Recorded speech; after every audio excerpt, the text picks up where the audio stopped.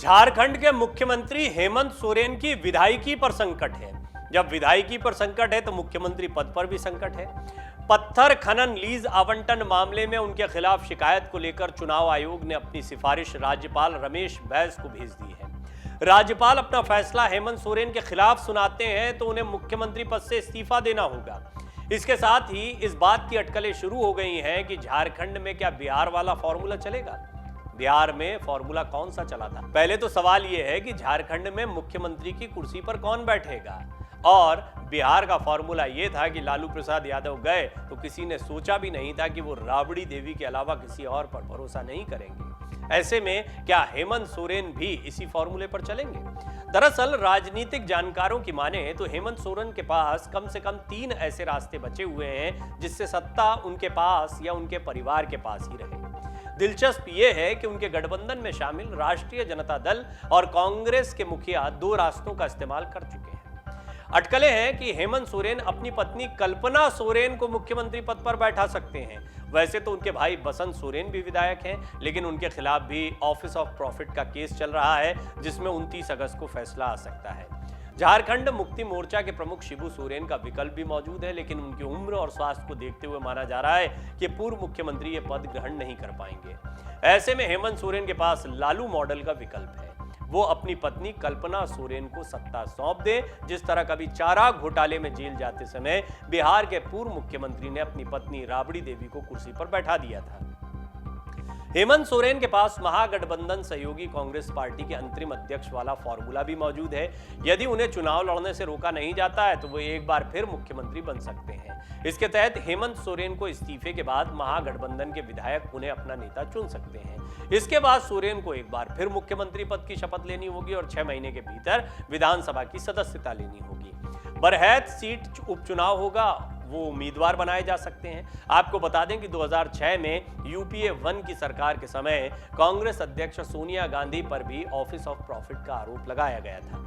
वो सांसद के साथ राष्ट्रीय सलाहकार परिषद की अध्यक्ष भी थी। इसके बाद उन्हें रायबरेली सांसद के रूप में इस्तीफा देना पड़ा था, लेकिन वो दोबारा इस सीट से जीतकर लोकसभा पहुंच गई थी। हेमंत सोरेन के पास एक तीसरा विकल्प कोर्ट जाने का भी है। वो राज्यपाल के फैसले को कोर्ट में चुनौती दे सकते हैं। हालांकि झारखंड मुक्ति मोर्चा सूत्रों का कहना है कि पार्टी इस विकल्प पर विचार नहीं कर रही है। आपको बता दें कि हेमंत सोरेन के खिलाफ शिकायत करने वाली भाजपा उनकी सदस्यता जाने को अपनी जीत के रूप में पेश कर रही है। भाजपा नेताओं ने मांग की है कि हेमंत सोरेन जनता का सामना करें और मध्यावधि चुनाव कराया जाए। हालांकि झारखंड मुक्ति मोर्चा, कांग्रेस और आरजेडी गठबंधन ने साफ कर दिया है कि सरकार पर कोई संकट नहीं है। सरकार के पास संख्या बल मौजूद है और सरकार अपना कार्यकाल पूरा करेगी। दरअसल हेमंत सोरेन पर झारखंड के मुख्यमंत्री पद पर रहते हुए खनन पट्टा खुद और अपने भाई को जारी करने का आरोप लगा। आपको बता दें, उस वक्त हेमंत सोरेन के पास खनन मंत्रालय था। ईडी ने हाल ही में खनन सचिव पूजा सिंघल को मनी लॉन्ड्रिंग केस में गिरफ्तार किया था। पूजा ने ही खनन का लाइसेंस जारी किया था। अब आपको 5 पॉइंट में बताते हैं कि किन मामलों में फंसे हैं झारखंड के मुख्यमंत्री हेमंत सोरेन। आरटीआई एक्टिविस्ट शिव शर्मा ने 2 PIL दर्ज की। सीबीआई और ईडी से माइनिंग घोटाले की जांच कराने की मांग की गई। मामला सीएम हेमंत सोरेन से जुड़े खनन, लीज और शेल कंपनियों में उनके और उनके करीबियों की हिस्सेदारियों से जुड़ा हुआ है। आरोप है कि सीएम हेमंत सोरेन ने अपने पद का दुरुपयोग कर स्टोन क्वेरी माइंस अपने नाम पर आवंटित करवा ली थी। सोरेन परिवार पर शेल कंपनी में इन्वेस्ट कर अकूत संपत्ति अर्जित करने के भी आरोप है। इस मामले में सुप्रीम कोर्ट और चुनाव आयोग ने भी सुनवाई की है। दोनों ने जनप्रतिनिधि अधिनियम 1951 की धारा 9A के तहत लाभ का पद से जुड़े नियमों के उल्लंघन को लेकर सुनवाई की थी। अब यह सुनवाई पूरी हो चुकी है और फैसला सुरक्षित रख लिया गया है। अब देखना दिलचस्प होगा कि हेमंत सोरेन क्या रास्ता अपनाते हैं।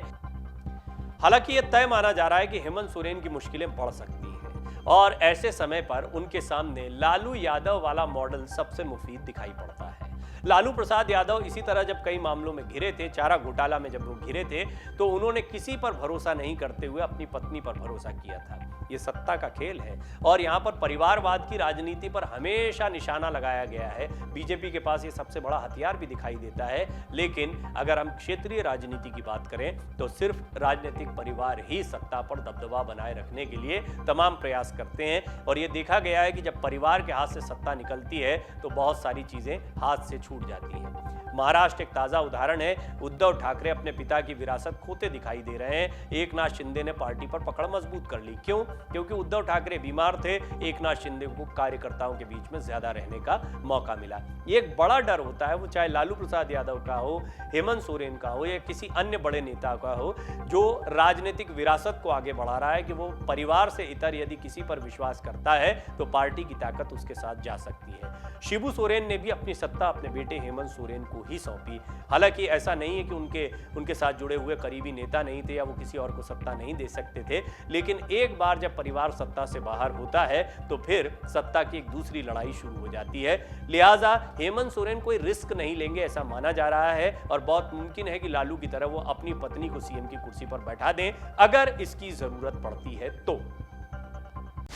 डाउनलोड करें अमर उजाला ऐप और पाएं खबरें लगातार।